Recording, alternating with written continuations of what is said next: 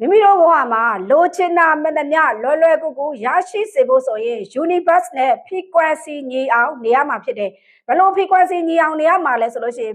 universe ဒီ तू ကအမားအမှန်ကိုမခွဲခြားတတ်ဘူးနဲလားများလားဆိုတာ तू ကမခွဲခြားတတ်တာဖြစ်တဲ့အတွက်ကိုက तू နဲ့ထပ်တူညီအောင်အလိုက်ညီအောင်နေလိုက်ရင်လိုချင်တာဘဝတွေကိုလွယ်ကူစွာနဲ့ဝင်ရောက်လာမှာဖြစ်ပါတယ်ဥပမာပြောရမယ်ဆိုရင်ကိုကပတ်စံ3,500လိုချင်တယ်ဆိုရင်ငါကပတ်စံ3,500ကိုပိုင်ဆိုင်နေရပါပြီလို့ခံစားလိုက်တာဖြစ်ပါတယ်အဲ့လိုပတ်စံအပုံလိုက်ကြီးကိုကပိုက်ထွေးပြီးတော့ပတ်စံနေနဲ့ပျော်ရွှင်နေတဲ့ပုံရိပ်ကိုလည်းမြင်အောင်ခံစားရမှာရုပ်ရှင်ကြည့်တယ်လို့မျိုး TV ကြည့်တယ်လို့မျိုးကွက်ကွက်ကွင်းကွင်းနဲ့ကိုယ့်ရဲ့ပုံရိပ်ကငွေတွေကိုထွေးပိုက်ပြီးပျော်ရွှင်ပြီးငွေတွေဝင်လာလို့ခုံပေါက်ပျော်ရွှင်မြူးတူးနေတဲ့ပုံစံကိုတစ်ထပ်ထပ်ခဏခဏမြင်အောင်ခံစားရမှာဖြစ်ပါတယ်ဒါဆိုရင် frequency အလိုက်ညီသွားတာကြောက်လာကြီးနဲ့တစ်ထပ်ထဲကျသွားတာဖြစ်ပါတယ်ဒီလိုမျိုးနေထိုင်ခြင်းအပြင်မိမိတို့ဘဝထဲမှာလိုချင်တဲ့ငွေကြေးဆိုတာလည်းအလွယ်တကူရရှိလာမှာဖြစ်တယ်ဒါပေမဲ့အဲ့လိုမျိုးလုံးလို့ငွေတွေကဝင်လာမှာလားဆိုရင်တော့ universe ကအလုံးလိုက်ကြီးပေးမှာလားဆိုရင်တော့မဟုတ်ဘူးကိုကတော့ငွေတွေဝင်လာမဲ့နီလန်းတွေကိုလမ်းကြောင်းတွေကိုဖွင့်ထားဖို့လိုအပ်တယ် action ပါဖို့လိုအပ်တယ်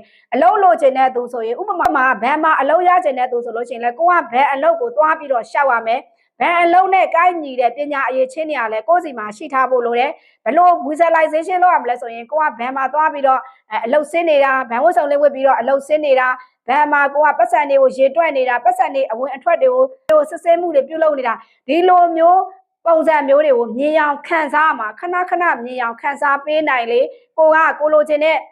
ဘန်လုပ်ငန်းကိုလက်ခံရရှိမှာဖြစ်တယ်အဲ့တော့ဘန်လုပ်ငန်းရဖို့ဆိုရင်လည်းအရှင်ပါဖို့လိုတယ်အဲ့လိုပုံစံမျိုးလေးတွေကိုမြင်အောင်ခံစားပေးရမှာဖြစ်ပါတယ်ဒါဆိုရင်တော့ universe နဲ့ frequency ညီသွားပြီးတော့မိမိတို့ဘဝထဲမှာလိုချင်တဲ့အရာတွေကချက်ချင်းကိုလွယ်လွယ်ကူကူနဲ့ဝင်ရောက်လာမှာဖြစ်ပါတယ်အားလုံးအတွက်အကျိုးရှိတယ်ဆိုရင် comment လေးမှာလည်း yes လို့ရေးသွားပေးပါဒီဗီဒီယိုလေးကိုလည်း share ပေးဖို့မေတ္တာရက်ခံပါတယ်အားလုံးသိအောင်ကူညီပေးလိုက်ကြပါနော်